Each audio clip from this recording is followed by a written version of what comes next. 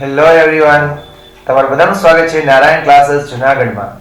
આજે આપણે લોકો ધોરણ 11 કોમર્સ ની અંદર આમ નોંધ કરી રહ્યા છીએ. ચલો, અહીંયા જે આપણે આમ નોંધ કરવાના છે એની બેઝિક જો વાતો કરીએ, બરાબર છે, તો આમ નોંધ છે એ નામાનો મુખ્ય ચોપડો છે વોટેવર.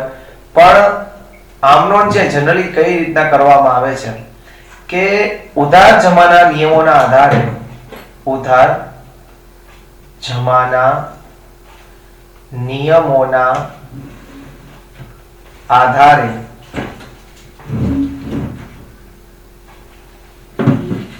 કોઈ પણ વ્યવહારને લખવાનું હે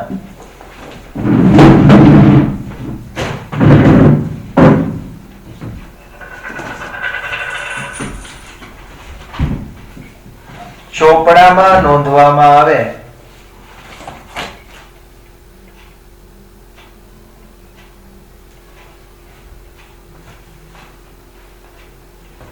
તો તેને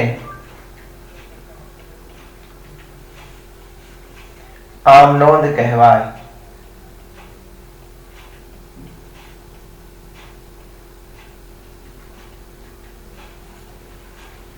જો આપણે શું કરશું કે ઉધાર જમાના નિયમોના આધારે, એટલે સૌથી પહેલા એનો મતલબ એવો થયો કે આપણે લોકોએ શીખવું પડશે ઉધાર જમાના નિયમો. ઉધાર જમાના નિયમોના આધારે કોઈ પણ વ્યવહાર હોય એને આપણે ચોપડામાં નોંધવાનો હોય છે, એને આપણે લોકો કહીએ છીએ આમ નોંધ. બરાબર છે. પછી છોડીએ, પછી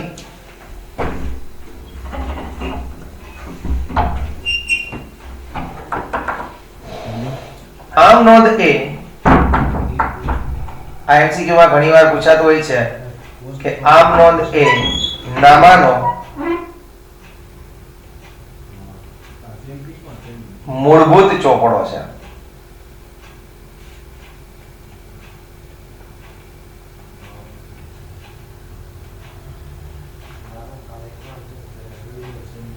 જેના આધારે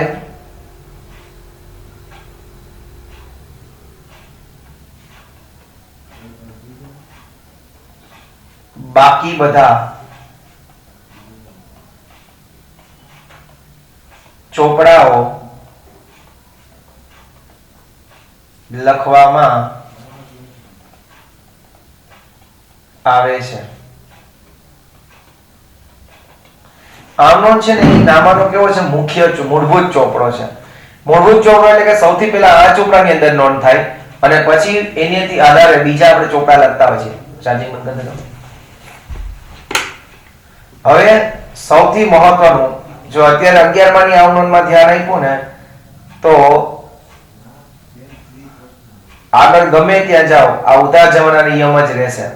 વિદેશમાં જાઓ, અમેરિકામાં જાઓ, ગમે ત્યાં જાઓ આ ઉધાર જમાના નિયમ જ આગળ કામ આવશે. તો બેટર છે કે ઉધાર જમાના નિયમો અત્યારથી સમજી અને મગજમાં ઉતારી લેવાના અને એવી રીતના ભણવાનો કે આખી જિંદગી કામ આવે. ઉધાર જમાના નિયમો. ચલો, ઉધાર જમાના આમ જુઓ તો 3 નિયમ છે. 3 એટલે કે 6 લાઈન ખાલી યાદ રાખો અને જિંદગીભર રૂપિયા કમાઈ શકો. બરોબર. પહેલું આવે છે માલ મિલકત ખાતાનો નિયમ. માલ મિલકત ખાતાનો નિયમ. બીજો આવે છે ઉપજ ખર્ચ ખાતાનો નિયમ. ઉપજ ખર્ચ ખાતાનો નિયમ. અને ત્રીજો આવે છે વ્યક્તિ ખાતાનો નિયમ. વ્યક્તિ ખાતાનો નિયમ. 3 નિયમ ને 6 લાઈન. બરોબર છે. 3 નિયમ અને 6 લાઈન યાદ રાખો એટલે આખી જિંદગી રૂપિયા કમાઈ શકશો. બરોબર. વ્યક્તિ ખાતાનો નિયમ.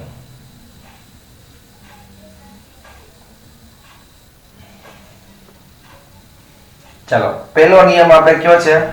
માલ મિલકત ખાતાનો નિયમ. આના વિશે આપણે લખીએ છીએ. બરાબર. માલ મિલકત ખાતાનો નિયમ. સૌથી પહેલો નિયમ છે માલ મિલકત ખાતાનો નિયમ. શું નિયમ છે એ સમજીએ. તો કે નિયમ જેવું નામ એવું કામ છે. એક માલ છે અને બીજું શું છે? મિલકત. એટલે આ નિયમ બે જ વસ્તુને લાગુ પડે, એક માલને અને એક મિલકતને. આપણે લોકો આમનો જે ઉધાર જમાના નિયમને આધારે એટલે કે બે ચોપડા હોય, બરોબર છે, આ ઉધાર અને જમા બન્યું છે એક પ્રકારનો અંકુશ રાખવા માટે, બરોબર છે. એટલા માટે દ્વિનોંધી નામા પદ્ધતિ કહેવામાં આવે છે, કારણ કે એકને એક વ્યવહાર ઉપર બે લોકો જો નોંધે તો એની અસર શું થાય, અંકુશ રાખી શકાય. એના કન્સેપ્ટને ધ્યાનમાં લઈ અને આમનોંધનો જન્મ થયો. જેમ કે હું કહું કે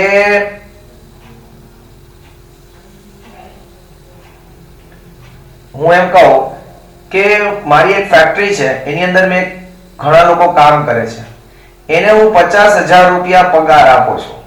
એક વ્યક્તિને, અથવા બધાને ભેગા થઈને મેં 50,000 રૂપિયા પગાર આપ્યો. તો આ લોકો શું કરે છે કે અંકુશીય બધા માણસો ઉપર અને પૈસા ખોટા ન થાય એટલે આ લોકો શું કરે, એક ખર્ચનું પત્રક બનાવે, એટલે કે પગારનું પત્રક બનાવે. હવે પગારનું પત્રક હોય ને એ અલગ વ્યક્તિ પાસે હોય અને રોકડા ચૂકવનાર કોઈ કેશિયર હોય એ અલગ વ્યક્તિ હોય, બરાબર છે. એક રોકડનું પત્રક અથવા તો રજીસ્ટર બનાવે. રોકડ વાળો રજીસ્ટરમાં હું લખે ભાઈ 50,000 પગાર ચૂકવ્યો એટલે ઈ રોકડમાંથી 50,000 માઈનસ કરી દે, બરાબર છે. લખી નાખે ભાઈ પગાર ચૂકવ્યો 50,000 અને પગાર વાળો એમ લખે કે ભાઈ રોકડા પગાર ચૂકવ્યા 50,000. ઈ શું લખે? રોકડા ચૂકવ્યા પગારના 50,000.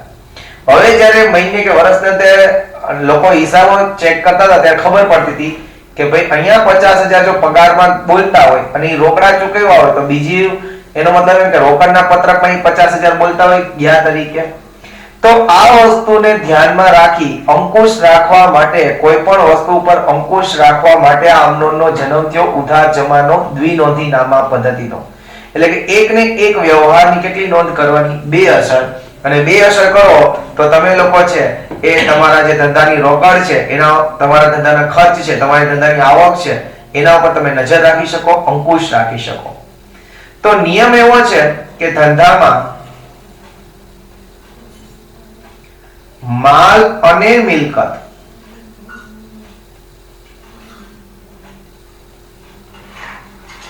આવે તો ઉધાર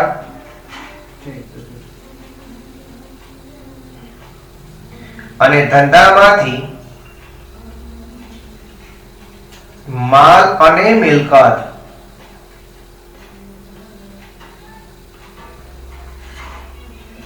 જાય તો જમા. સમજાણું કે ધંધામાં માલ અને મિલકત આવે તો ઉધાર. શું આવે તો ઉધાર? માલ અને બીજું આવે મિલકત. કે ધંધામાં માલ અને મિલકત આવે તો ઉધાર અને ધંધામાંથી માલ અને મિલકત જાય તો જમા. બરોબર? માલ અને મિલકત આવે તો ઉધાર અને માલ અને મિલકત જાય તો જમા. ઓકે, તો હવે હું એમ કરું કે હવે માલમાં શું શું આવશે ને મિલકતમાં શું શું આવશે. માલમાં જોઈએ, પેલા જોઈએ માલ અને મિલકત વચ્ચેનો તફાવત. માલ અને મિલકત વચ્ચે શું તફાવત છે એ જોઈએ. કોઈ એક માણસ છે, બરાબર છે, આને ઇલેક્ટ્રિકની દુકાન છે. ઇલેક્ટ્રિકની દુકાન હોય એટલે પંખા, ઇસ્ત્રી, બરાબર છે ને, પંખા હોય, ઇસ્ત્રી હોય, પછી સ્વિચ હોય બધી, બરાબર. તો એ વસ્તુની ખરીદી કરે અને એ જે વસ્તુ પાછી વેચે, વસ્તુની ખરીદી પણ કરે ને વસ્તુ વેચે, તો આ વસ્તુ એના માટે શું બને? માલ બને. જે વસ્તુનું એ વેચાણ કરતો હોય એ વસ્તુ એ ખરીદી કરે એને શું કહેવાય? માલ. પણ એ જ વ્યક્તિ માનો કે ફર્નિચર ખરીદે તો, ફર્નિચરની ખરીદી કરે તો એ વસ્તુ એના માટે બની જાય મિલકત. શું બની જાય? મિલકત. સમજાણું? એટલે કે માલ અને મિલકતનો તફાવત કે જે વ્યક્તિ જે વસ્તુનો ધંધો કરતો હોય એ વસ્તુની ખરીદી કરે ને એ વસ્તુ વેચે તો એને માલ કહેવાય. પણ ધંધામાં એને ઉપયોગી હોય, બરાબર, એ ધંધાનો હેતુ એને એ વસ્તુ ખરીદીનો હેતુ એને વેચાણનો ન હોય, બરાબર છે, તો શું કહેવાય? ફર્નિચર. હવે બીજું ઉદાહરણ લે, ફર્નિચર વાળો છે, આ ભાઈને ફર્નિચરની દુકાન છે. એ ફર્નિચર ખરીદી આવે છે, જેમ કે ટેબલ ખરીદે, ખુરશી ખરીદે, તો એના માટે શું બની જાય? માલ, કારણ કે ફર્નિચર વાળો છે. પણ એ વ્યક્તિ માનો કે એસી ખરીદે તો મિલકત. શું કામ? એને કારણ કે એને એસી વેચવાનો ધંધો નથી, એને વેચવાનો છે ધંધો છે ફર્નિચર. એટલે માલ અને મિલકતમાં આટલો તફાવત છે, યાદ રાખવાનો. હવે નિયમ જોઈએ આપણો કે ધંધામાં માલ અને મિલકત આવે તો ઉધાર, માલ અને મિલકત જાય તો જમા. તો માલમાં શું શું આવે, મિલકતમાં શું શું આવે જોઈએ? માલ. સૌથી પહેલા ખરીદી. ચલો આપણે જેના ચોપડામાં નામું લખતા હોય ને એ આપણે બની જવાનું, બરાબર છે? હવે વિચારો કે તમે છે એ ધંધામાં માલની ખરીદી કરી આવો, બરાબર છે? 5 લાખનો માલની ખરીદી કરી તો ધંધામાં માલ આવે તો ઉધાર. એટલે ખરીદી હંમેશા કેવી હશે? ઉધાર જ હશે. ક્લિયર? બીજું વેચાણ. ચાલો તમે ધંધામાંથી માલ ને વેચો તો શું થાય? માલ જાય, જાય તો જમા. આ વિઝ્યુઅલાઇઝ કરવાનું, આ બધું વિચાર જોવાનું કે પિક્ચર બનતો હોય ને એવી રીતના. ત્રીજું ખરીદ માલ પરત. એટલે કોઈ આપણે માલની ખરીદી કરી છે, એ માલ આપણને ગમતો નથી એટલે આપણે પાછો આપી દીધો, તો આપણા ધંધામાંથી માલ જાય અને જાય તો જમા. ખરીદી ઉધાર તો ખરીદ માલ પરત જમા. પછી ચોથું વેચાણ માલ પરત. એટલે કે તમે માલ કોકને વેચો તો એ ગ્રાહકને ન ગમ્યો એટલે એને તમને પાછો આપી દીધો. પાછો આપી દીધો એ માલ તમારા ધંધામાં આવે, આવે તો ઉધાર. ઓકે. પાંચમું ખાલી જગ્યાથી ગયેલ માલ. ખાલી જગ્યાથી ગયેલ માલ. ખાલી જગ્યાથી ગયેલ માલનો મતલબ શું? ચોરીથી જાય, આગથી જાય, આગમાં બળી જાય, ધર્માદામાં આપણે આપીએ તો કોઈ પણ રીતના માલ જાય તો જમા. પણ યાદ રાખવાનું કે હંમેશા ખરીદ ખાતે જ જમા કરવાનું. ક્યાં ખાતે? ખરીદ ખાતે. શું કામ? કારણ કે એવું ધારવામાં આવે છે કે આ માલ એ ગયો છે કે જે માલની આપણે ખરીદી કરી છે, આ વેચાણ તો છે નહીં, એટલે આને ક્યાં ખાતે જમા કરીએ છીએ? ખરીદ ખાતે. આવડું પહેલી વસ્તુ માલ માટે. ઓકે. બીજું મિલકત. બી કરશું. મિલકત.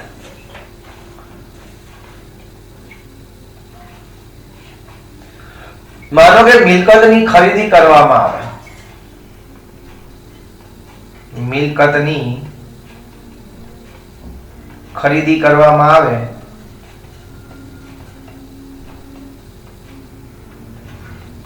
તો મિલકત ઉધાર થાય. મિલકત આવે તો ઉધાર. પણ ક્યાં ખાતે ઉધાર કરવાની? મિલકત ખાતે ઉધાર કરવાની. ક્યાં ખાતે? મિલકત ખાતે. એને ખરીદ ખાતે કે માલ ખાતે નહીં લખવાનું, એને ક્યાં ખાતે લખવાનું? મિલકત ખાતે. જે મિલકત હોય ને એના ખાતે જ ઉધાર કરવાની. અને મિલકત વેચાણ કરવામાં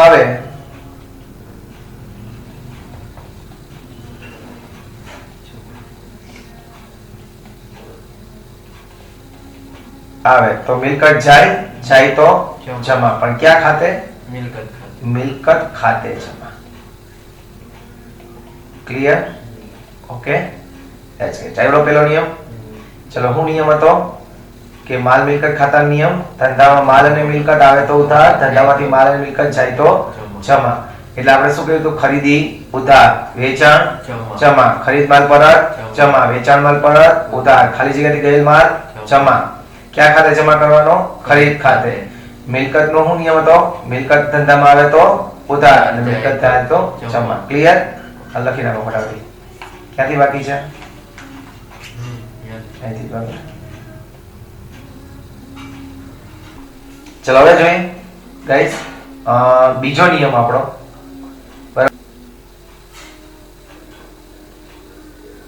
ઓકે. હવે બીજો નિયમ જોઈએ આપણે, ઉપજ ખર્ચ ખાતાનો નિયમ. બીજો નિયમ જોઈએ. ચલો ઉપજ ખર્ચ ખાતાનો નિયમ. બીજો નિયમ છે આપણો ઉપજ ખર્ચ ખાતાનો નિયમ. આ નિયમ શું છે?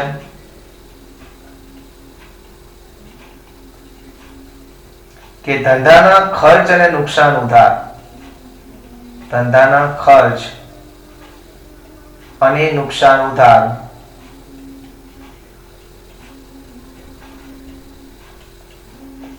ધંધાની આવક અને ઉપજ જમા.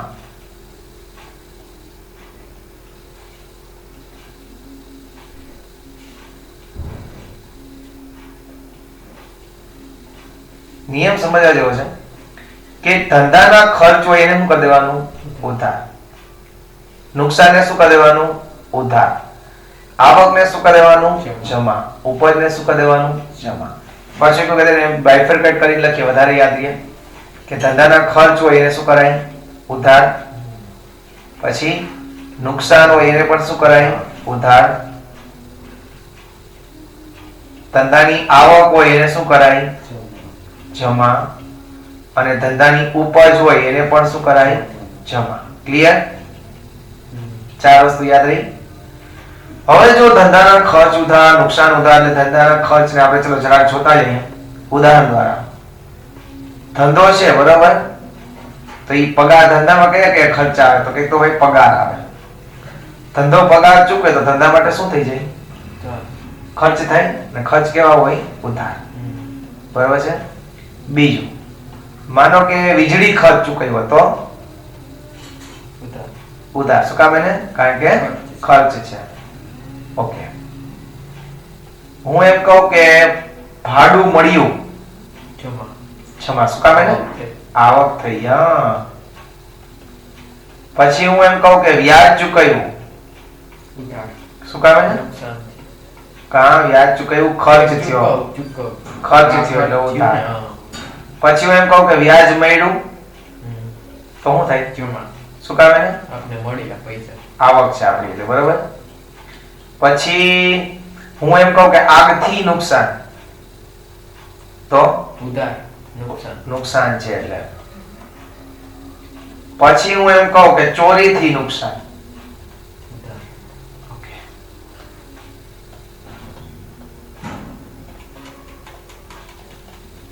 પછી હું એમ કહું કે ખાલખાત. શું છે ખાલખાત? ખાલખાત બૂચ મારે, કોક આપણને બૂચ મારી જાય બરોબર ને, રૂપિયા માંગતા હોય નો આપે આપણો દેવાદાર એટલે ખાલખાત. શું કરશો એને? ઉધાર. Very good. પછી ઘસારો. ઘસારો એટલે કે દર વર્ષે મિલકતની અમુક કિંમત ઘટતી જતી હોય એને ઘસારો કહેવાય. માનો કે આપણે કોઈ સ્પ્લેન્ડર લીધી, હીરોની બાઇક લીધી 50,000 ની, 60,000 કે 70,000, તો વર્ષથી પછી એની એટલી કિંમત ન આવે, એની કિંમત શું થાય? ઘટી જાય. એને ઘસારો કહેવાય. ઘસારો આપણા માટે ખર્ચ છે એને પણ શું કરશો? ઉધાર. આવડી ગયું? શ્યોર? આ નિયમ એવડો. શું નિયમ હતો? ખર્ચ, ઉધાર, નુકસાન, ઉધાર, આવક, જમા, ઉપજ, જમા. ક્લિયર? ચલો લખી રાખો ફટાફટી. જય દ્વારકાધીશ બોલતા જવાનું. ચલો હવે થર્ડ નિયમ, ત્રીજો આપણે જે નિયમ કરીએ છીએ એ કરશું કેનો? વ્યક્તિ ખાતાનો નિયમ. કયો નિયમ? વ્યક્તિ ખાતાનો નિયમ. ત્રીજો જે નિયમ છે એ છે આપણો વ્યક્તિ ખાતાનો નિયમ. આ જે વ્યક્તિ ખાતાનો નિયમ છે સિમ્પલ છે ગાઈસ. બરોબર છે કે ભાઈ જે વ્યક્તિ આપણા ધંધાનો લાભ લે છે, ધંધાનો લાભ લેનાર ખાતે ઉધાર,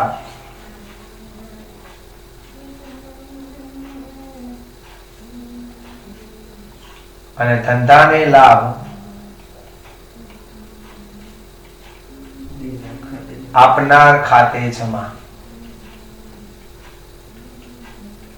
જે વ્યક્તિ આપણા ધંધાનો લાભ લઈ જાય છે એને ઉધાર કરવાનો, જે વ્યક્તિ આપણા ધંધાને લાભ આપે છે એને જમા કરવાનો. જેમ કે આપણે ઉદાહરણ દ્વારા એને સમજશું. બરોબર છે. પહેલું મૂડી. મૂડી એટલે કોણ? તો કે ધંધાનો માલિક છે, ધંધામાં રોકડ લઈ આવે, માલ લઈ આવે, મિલકત લઈ આવે એને મૂડી કહેવાય. મૂડી માલિક ધંધામાં લઈ આવે છે તો ધંધો ચાલુ થયો ને, બાકી ધંધો ચાલુ થાય નહીં. તો એનો મતલબ કે માલિકે ધંધાને લાભ આપ્યો છે અને આપનાર ખાતે જમા. મૂડી હંમેશા કેવી હોય છે? જમા હોય છે. બરાબર. બીજું ઉપાડ. ઉપાડ એટલે શું? તો કે માલિક પોતાના અંગત ખર્ચા ધંધામાંથી ચૂકવે, માલિક પોતાના અંગત ઉપયોગ માટે રોકડ ધંધામાંથી લઈ જાય, માલ લઈ જાય તો એને ઉપાડ કહેવાય. માલિક ધંધામાંથી આ બધી વસ્તુ ઘરે લઈ જાય છે તો એને ધંધાનો લાભ લઈ લીધો એટલે લાભ લેનાર ખાતે ઉધાર. એટલે ઉપાડ હંમેશા કેવો હોય છે? ઉધાર હોય છે. પછી ત્રીજો વ્યક્તિ છે દેવાદાર.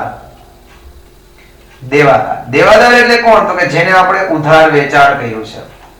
દેવાદાર એટલે કોણ? કે જેને આપણે ઉધાર વેચાણ કર્યું. જેને આપણે ઉધાર વેચાણ કર્યું છે, બરોબર, આપણે એને અત્યારે માલ ઉધાર આપ્યો છે, તો અત્યારે એને તો ધંધાનો લાભ લીધો ને, તો લાભ લેનાર ખાતે શું કરવાનું? ઉધાર. એટલે દેવાદાર હંમેશા કેવો હોય છે? ઉધાર હોય છે. ચોથો આવે છે લેણદાર. લેણદાર એટલે કોણ? તો કે એવો વ્યક્તિ કે જેની પાસેથી આપણે ઉધાર ખરીદી કરી છે. આપણે શું કરી છે? ઉધાર ખરીદી. જેની પાસેથી આપણે ઉધાર ખરીદી કરીએ એ આપણો લેણદાર કહેવાય. અને આપણે એની પાસે ઉધાર ખરીદી કરી એટલે આપણને ધંધાને લાભ આપ્યો કે વાંધો નહીં પછી રૂપિયા લઈ જાજો, તો લાભ આપ્યો, આપના ખાતે શું થાય? જમા. એટલે લેણદાર હંમેશા જમા હોય છે.